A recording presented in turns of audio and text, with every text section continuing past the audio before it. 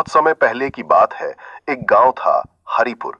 ये गांव अपने हरे भरे खेतों और मेहनती किसानों के लिए प्रसिद्ध था। उस गांव में एक किसान रहता था, नाम था हरिराम।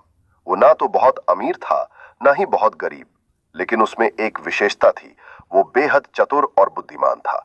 हरिराम रोज सवेरे उठकर खेतों में काम करता, अपने बैलों को चारा देता और शाम होते ही अपने परिवार के साथ बैठकर समय बिताता।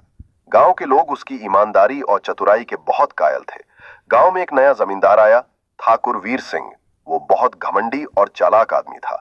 आते ही उसने ऐलान कर दिया, गांव के सभी किसान अब मुझे लगान कर देंगे। अगर कोई इनकार करेगा तो उसकी जमीन जब्त कर ली जाएगी। गांव में हड़कंप मच गया। किसानों ने पहले कभी ऐसा अन्याय नहीं देखा था। सभी डरे सहमे ठाकुर के सामने झुक गए, पर हरिराम ने मना कर दिया। ठाकुर ने क्रोध में आकर कहा, तू मेरा हुक्म नहीं मानेगा, तेरी जमीन जब्त कर लूंगा। हरिराम बोला, ठाकुर साहब, अगर आपकी बात न्यायपूर्ण होगी तो मैं मानूंगा, वरना मैं लड़ाई करूंगा, लेकिन बुद्धि से, न कि बल से। ठाकुर हंसा, अच्छा तो देखता हूं तेरी चतुराई। चल, मैं तुझसे 3 सवाल पूछता हूं, अगर तू उत्तर दे पाया तो तेरी जमीन बच जाएगी, वरना तेरा खेत मेरा हो जाएगा। पहला सवाल, इस धरती पर सबसे तेज चीज क्या है? हरिराम बोला, विचार, सोच सबसे तेज है। एक पल में यह कहीं भी जा सकती है, घर, जंगल, आकाश या समुद्र के पार। ठाकुर चौंका, पर सिर हिलाकर अगला सवाल पूछा। दूसरा सवाल, सबसे कीमती चीज क्या है?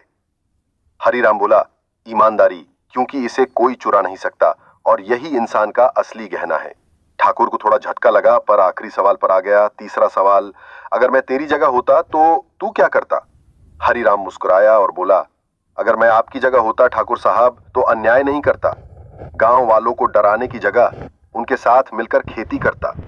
तब सब मुझे सम्मान देते, डर से नहीं, प्रेम से। ठाकुर एकदम चुप हो गया। ठाकुर को समझ में आ गया कि हरिराम केवल एक किसान नहीं, बल्कि ज्ञान का भंडार है। उसने घोषणा की, हरिराम की जमीन अब उसी की रहेगी और अब गांव से कोई लगान नहीं लिया जाएगा, बल्कि हर किसान की सलाह से गांव चलाया जाएगा।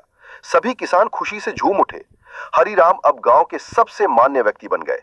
उसकी चतुराई, ईमानदारी और धैर्य ने एक पूरे गांव को अत्याचार से बचा लिया। इस कहानी से हमें यह सीखने को मिलता है कि जहां बुद्धि होती है, वहां विजय होती है। शक्ति से नहीं, समझ से लड़ाई जीती जाती है।